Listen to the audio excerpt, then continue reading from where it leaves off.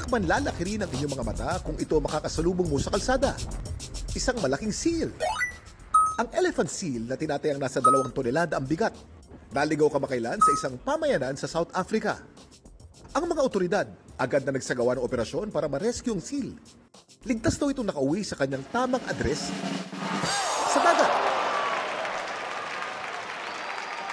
Pero alam niyo ba kung bakit tinawag na elephant seal ang mga seal na ito? Kuya Kim, ano na? Yan ay dahil sa pisikal na anyo. Ang mga lalaking elephant seal kasi may malalaki at mahabang ilong na parang trunk ng elepante. Ginagamit nila ito para gumawa ng malalakas na tunog tuwing breeding season. Malalaki rin ang mga seal na ito. Maaari sila lumaki ng hanggang 20 feet. Ang mga Virunga leonina o southern elephant seal na nakatira sa sub-Antarctic and Antarctic waters ang tinuturing na pinakamalaking seal sa buong mundo. Laging tandaan, importante ang may alam. Ito po si Kuya Kim at sagot ko kayo,